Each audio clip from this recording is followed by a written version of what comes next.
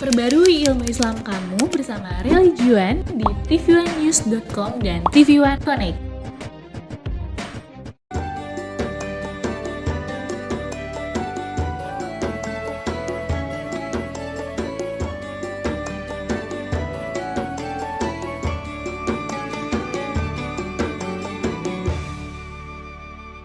Assalamualaikum warahmatullahi wabarakatuh. Alhamdulillahirabbil alamin. Allahumma shalli ala sayyidina Muhammad wa ala ali sayyidina Muhammad. Segala puji bagi Allah yang kembali mempertemukan kita dalam majelis ilmu Damai Nusaku, dan alhamdulillah telah hadir bersama kita guru-guru yang akan berbagi ilmu untuk kita, Ustadz Fikri Haikal dan kemudian juga Ustadz Arifin Nugroho, dan juga hari ini kita kedatangan adik-adik kita yang kita cintai, yaitu santriwati dari Pesantren Istana Al-Quran Sirul Asror dalam binaan Kiai Haji Syarif Madnaji. Assalamualaikum Kiai. Nah, pemirsa yang dirahmati Allah, seperti pengantar Viti tadi, kita diingatkan kembali bahwa apapun yang kita hadapi semua akan berakhir. Apa yang disebut dengan kematian? Pertanyaan besarnya, apa yang kita persiapkan? Bekal apa yang kita persiapkan setelah kita mengalami mati? Itulah tema yang kita angkat dalam kesempatan kali ini. Seperti biasa, bagi Anda yang ingin mengajukan pertanyaan, kami undang Anda untuk mengirimkan melalui Instagram di @dame_tv1. Inilah Damai Indonesiaku yang dipersembahkan oleh Sarong Wadimor, tentu sarong kita. Selamat mengikuti.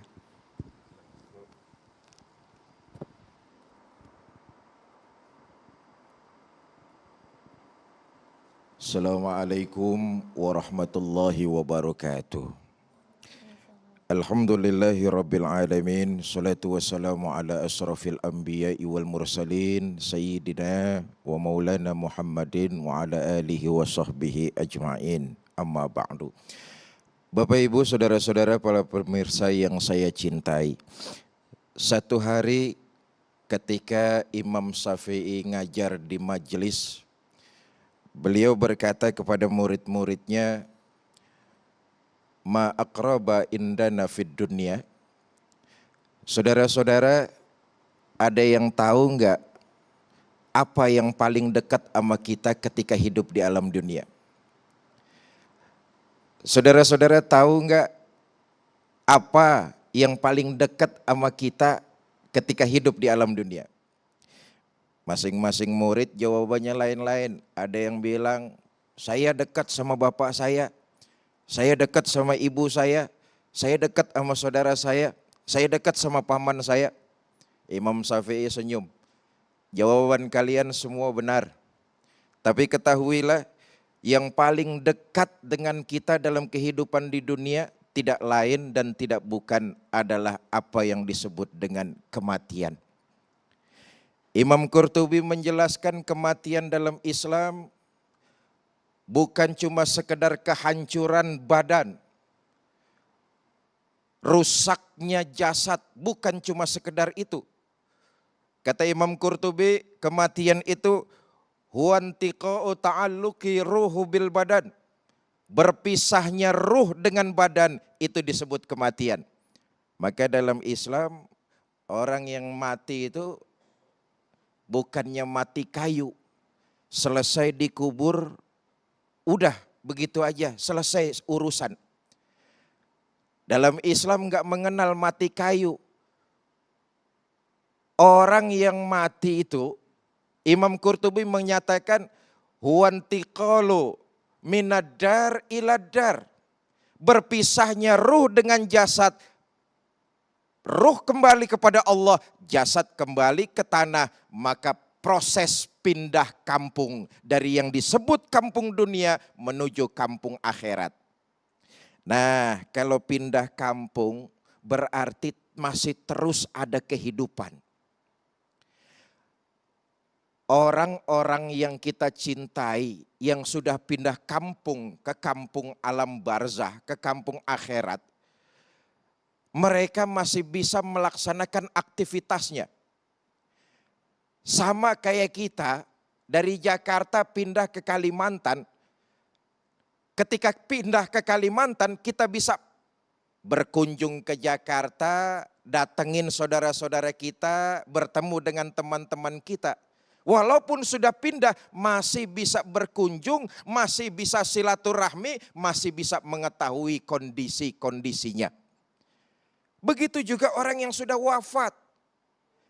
Mereka masih bisa berkunjung, Mereka masih tahu dan bahkan pandangan mereka lebih jelas daripada kita yang masih hidup di alam dunia. Jangan dipikir orang yang sudah wafat itu enggak ngelihat, pandangannya lebih jelas, saudara. Bahkan kalau mau ditamsilkan, alam barzah itu, akhirat itu kayak di satu ruangan menggunakan kaca riben. Orang-orang tua kita nih yang sudah meninggal, mereka sudah berpulang lebih dulu, jangan dikira mereka tidak mengetahui kondisi kita di alam dunia. Mereka lihat, mereka tahu itu. Di alam barzah seperti ruangan yang pakai kaca riben. Kaca riben kan begitu tuh, kalau dari luar ngelihat ke dalam gak bisa. Gelap, tapi dari dalam bisa tembus pandangannya ke segala arah. Maka mereka tahu, mereka lihat, mereka menyaksikan. Bahkan mereka juga bisa mengunjungi. Nah karena itu cuma masalahnya kita nggak bisa lihat ke sana. Mereka bisa lihat kita. Ini persoalannya. Makanya banyak di antara kita, semua manusia punya akal, tapi sedikit yang menggunakan pikirannya untuk mempersiapkan diri menuju pindah kampung yang akan datang. Kita ini pasti semuanya bakalan mati, pindah kampung. Semua tahu itu, semua yakin pasti bakalan menemui apa yang disebut kematian. Tapi tidak sedikit yang jarang menggunakan pikirannya untuk mempersiapkan bekal ketika pindah kampung ke alam barzah. Bapak Ibu, saudara-saudara, para pemirsa yang saya cintai. Karenanya kehidupan di alam dunia cuma sementara. Semua orang, semua makhluk yang bernyawa pasti akan mengalami apa yang disebut dengan kematian. Sudah menjadi ketetapan dari Allah Subhanahu wa ta'ala. Ada saat pertemuan, pasti ada saat perpisahan. Ada saatnya datang, ada saatnya pulang. Ada saatnya hidup, ada saatnya kembali menghadap Allah Subhanahu wa ta'ala. Ruh dari Allah akan kembali kepada Allah. Jasad dari tanah akan terkubur. Tapi lagi-lagi, saudara, sesungguhnya kehidupan kita di alam dunia ini adalah menggali dan sedang membikin kuburan kita masing-masing. Saya ulangi ini, perbuatan kita di alam dunia ini sesungguhnya sedang menggali dan mempersiapkan kuburan kita masing-masing. Kalau amalan-amalan baik, perbuatan-perbuatan benar yang dilakukan, maka kita sedang mempersiapkan kuburan yang nyaman.